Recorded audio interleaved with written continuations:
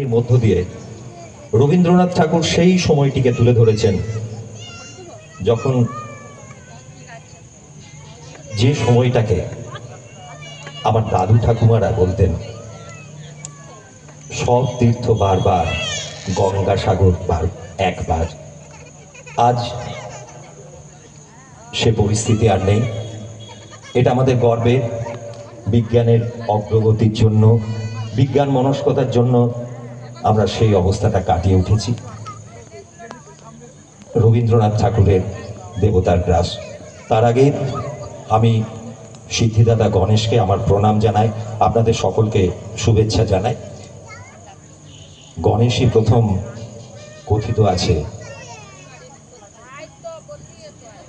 যে ব্যাসদেব রচিত যে মহাভারত, সেই ব্যাসদেব যা ব্যক্ত করেছিলেন তার শ্লোকের মধ্য দিয়ে গণেশই প্রথম সেটি লিপিবদ্ধ করেন। সিদ্ধিদাতা গণেশকে আমার প্রণাম জানিয়ে দ্বিতীয় কবিতাটি আমি আবৃত্তি করছি, রবীন্দ্রনাথ ঠাকুরের লেখা দেবতার গ্রাস।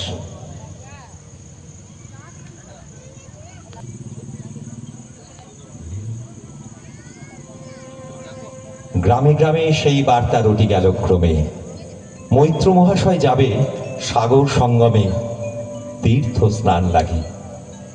সঙ্গী দল গেল জুটি, কতবার বৃদ্ধ নরনারী নৌকা দুটি প্রস্তুত হইল ঘাটে। পুণ্য লোভাতুর মুখ্যদা কহিল আসি, হে দাদা ঠাকুর আমি তব হব সাথী। বিধবা যুবতী দুখানি করুণ আখি মানে না যুবতী কেবল মিনতি করে, অনুরোধ তার এড়ানো কঠিন বড়। স্থান কোথায় আর, মৈত্র কহিলেন তারে, পায়ে ধরি তব। বিধবা কহিল কাঁদি, স্থান করি লব কোনো মতে এক ধারে। ভিজে গেল মন, তবু দ্বিধা ভরে তারে শুধালো ব্রাহ্মণ, নাবালক ছেলেটির কি করিবে তবে? উত্তর করিল নারী, রাখাল সে রবে আপন মাসির কাছে। তার জন্ম হতে বহুদিন ভুগেছিল সুতিকার জ্বরে, বাঁচিব ছিল না আশা। অন্নদা তখন আপন শিশুর সাথে দিয়ে তার স্তন মানুষ করেছে যত্নে। সেই হতে ছেলে মাসির আদরে আছে, মার কোল ফেলে দুরন্ত মানে না কারে। করিলে শাসন মাসি আসে অশ্রু জলে ভরিয়া নয়ন কোলে তারে টেনে লয়। সে থাকিবে সুখে মার চেয়ে আপনার মাসিমার বুকে। সম্মত হইল বিপ্র, মোক্ষদা সত্তর প্রস্তুত হইল বাধি জিনিসপত্তর। প্রণমিয়া গুরুজনে সখী দল বলে, ভাসাইয়া বিদায়ের শোক অশ্রু জলে। ঘাটে আসি দেখে সেথা আগে ভাগে ছুটি, রাখাল বসিয়া আছে তরি পরে উঠি নিশ্চিন্ত নীরবে। তুই হেথা কেন রে? মা শুধালো। সে কহিল, যাইব সাগরে। যাইবি সাগরে? আরে ওরে দস্যু ছেলে, নেমে আয়। পুনরায় দৃঢ় চক্ষু মেলে সে কহিল দুটি কথা, যাইব সাগরে। যত তার বাহু ধরেই টানাটানি করে রহিল সেই তরণী আকরি। অবশেষে ব্রাহ্মণ করুণ স্নেহে কহিলেন হেসে, থাক থাক সঙ্গে যাক। মারা গিয়া বলে, চল তোরে দিয়ে আসি সাগরেরও জলে। যেমনই সে কথা গেল আপনার কানে, অগ্নি মায়ের বক্ষ অনুতাপ বানে বিধিয়া কাঁদিয়া ওঠে মুদিয়া নয়ন। নারায়ণ নারায়ণ করিল স্মরণ, পুত্রে নিল করে ধুলি তার সর্বদেহে। করুণ কল্যাণ হস্ত বুলাইল স্নেহে। মৈত্র তারে ডাকি ধীরে চুপি চুপি কয়, ছি ছি ছি এমন কথা বলিবার নয়। রাখাল যাইবে সাথে, স্থির হলো কথা। অন্নদা লোকের মুখে শুনি সে বারোটা ছুটে আসি বলে, বাছা কোথা যাবি ওরে? রাখাল কহিল হাসি, চলিনু সাগরে আবার ফিরিব মাসি। পাগলেরও প্রায়। অন্নদা কহিল ডাকি, ঠাকুর বসাই বড় যে দুরন্ত ছেলে রাখাল আমার, কে তাহারে সামালিবে? জন্ম হতে তাহার মাসি ছেড়ে বেশিক্ষণ থাকেনি কোথাও। কোথায় এরে নিয়ে যাবে? ফিরে দিয়ে যাও। রাখাল কহিল হাসি, চলিনু সাগরে আবার ফিরিব মাসি।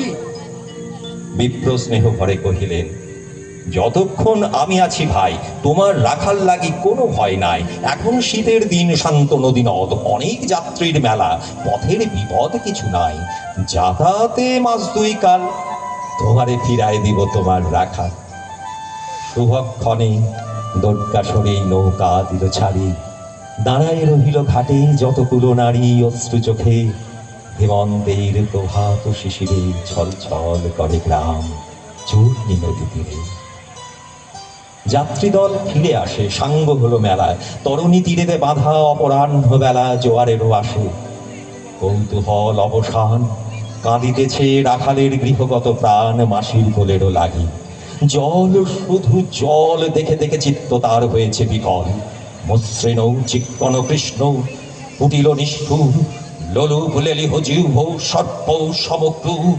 খল জল ছল ভরা তুলি লক্ষ ভরা, খুশিছে গর্জিছে নিত্য করিছে কামনা, মৃত্তিকার শিশুদের লালায়িত মুখ।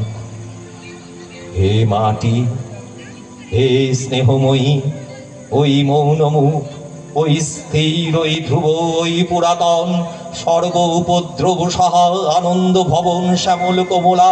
হে প্রিয়ে, যেথা যে কেহই রহে, অদৃশ্য দুবাহু মেলি টানিছ তাহাকে। অহরহ ওই মুগ্ধে কি বিপুল টানে, দিগন্ত বিস্তৃত তব শান্ত বক্ষ পানে। চঞ্চল বালক আসে প্রতিক্ষণে ক্ষণে, অধীর উৎসুক কণ্ঠে শুধায় ব্রাহ্মণে, ঠাকুর কখন আজি আসিবে জোয়ার? সহসা স্তিমিত জলে আবেগ সঞ্চার, দুই কুল চেতাইল আশার সংবাদে। ফিরিল তরীর মুখ মৃদু আর্তনাদে, কাছিতে পড়িল টান কল শব্দ গীতে।